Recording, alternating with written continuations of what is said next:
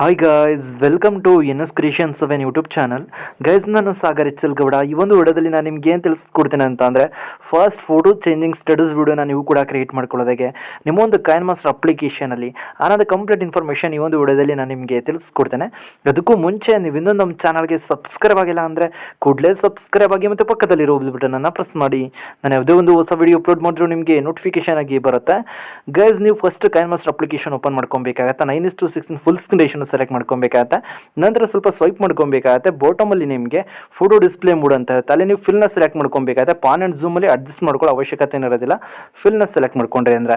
ನಂತರ ಬಾಟಮಲ್ಲಿ ನಿಮಗೆ photo duration ಅಂತ ಇರುತ್ತಲ್ಲ, ಅದನ್ನು ನೀವೇನು ಮಾಡೋಕ್ಕಾಗತ್ತೆ 0.1ಗೆ ಸೆಟ್ ಮಾಡ್ಕೊಬೇಕಾಗತ್ತೆ. ಪಿಕ್ಚರ್ಸ್ಗಳು ಜಾಸ್ತಿ ಇದೆ ಅಂತಂದರೆ 0.1ಗೆ ಸೆಟ್ ಮಾಡ್ಕೊಳ್ಳಿ. ತುಂಬಾ ಕಡಿಮೆ ಇದ್ದಾವೆ ಪಿಕ್ಚರ್ಸ್ಗಳು ಅಂತ ಅಂದರೆ 0.2ನ ನೀವು ಸೆಟ್ ಮಾಡ್ಕೊಬೇಕಾಗತ್ತೆ. ಸೆಟ್ ಮಾಡ್ಕೊಂಡು ನಂತರ ನೆಕ್ಸ್ಟ್ ಮೇಲೆ ನೀವು ಕ್ಲಿಕ್ ಮಾಡ್ಕೊಬೇಕಾಗತ್ತೆ. ನಾನು ಯೂಸ್ ಮಾಡ್ತಾರೆ ಈ ಒಂದು ಕೈನ್ಮಾಸ್ಟರ್ ಬೇಕು ಅಂತ ಅಂದರೆ ನಿಮಗೆ ಟೆಲಿಗ್ರಾಮ್ನಲ್ಲಿ ಕೊಟ್ಟಿರ್ತೀನಿ. ಟೆಲಿಗ್ರಾಮ್ ಗ್ರೂಪ್ ನಿಮ್ಮೊಂದು ಎನ್ ಕ್ರಿಯೇಷನ್ 7 ಅಂತ ಸರ್ಚ್ ಮಾಡ್ಕೊಂಡು ಜಾಯ್ನ್ ಆದ್ರಿ ಅಂದರೆ ಪಿನ್ನಲ್ಲಿ ನೀವು ನೋಡೋದಂದರೆ ಡೌನ್ಲೋಡ್ ಮಾಡ್ಕೊಂಡು ಇನ್ಸ್ಟಾಲ್ ಮಾಡ್ಕೊಬಹುದು. ನಂತರ ನೀವು ನೆಕ್ಸ್ಟ್ ಮೇಲೆ ಕ್ಲಿಕ್ ಮಾಡ್ಕೊಂಡ್ರೆ ಪಿಕ್ಚರ್ಸ್ಗಳನ್ನ ನೀವು ಆ್ಯಡ್ ಮಾಡ್ಕೊಬೇಕಾಗತ್ತೆ.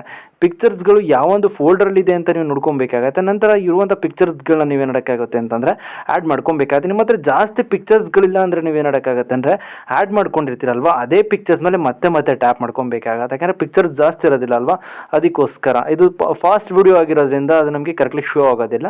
ನೀವು ಅದೇ ಪಿಕ್ಚರ್ಸ್ಗಳನ್ನ ಆ್ಯಡ್ ಮಾಡ್ಕೊಬೇಕಾಗತ್ತೆ.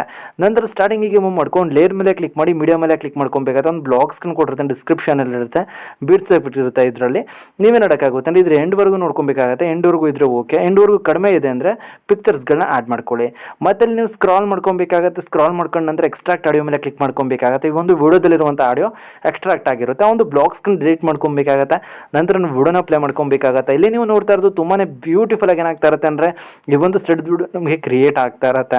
ಇದೇ ರೀತಿ ನಾನು ಹೇಳ್ಕೊಟ್ಟು ಪ್ರತಿಯೊಂದು ಸ್ಟೆಪ್ಸ್ನ ನೀವೇನಾದರೂ ಫಾಲೋ ಮಾಡಿದ್ರಿ ಅಂದರೆ ನೀವು ಕೂಡ ಈ ರೀತಿ ಒಂದು ಸ್ಟೆಡ್ಸ್ ವಿಡಿಯೋನ ಕ್ರಿಯೇಟ್ ಮಾಡ್ಕೊಬೋದು. ಗೈಸ್, ನಾನಿವಾಗ ನಿಮಗೆ ತಿಳಿಸ್ಕೊಟ್ಟು ಟ್ರಿಕ್ ಏನಾದರೂ ನಿಮ್ಗೆ ಇಷ್ಟ ಆಯ್ತು ಅಂದರೆ ಪ್ಲೀಸ್ ಲೈಕ್ ಮಾಡಿ, ಶೇರ್ ಮಾಡಿ ಮತ್ತು ಸಬ್ಸ್ಕ್ರೈಬ್ ಆಗೋದನ್ನು ಮರಿಬೇಡಿ guys. Thank you for watching guys.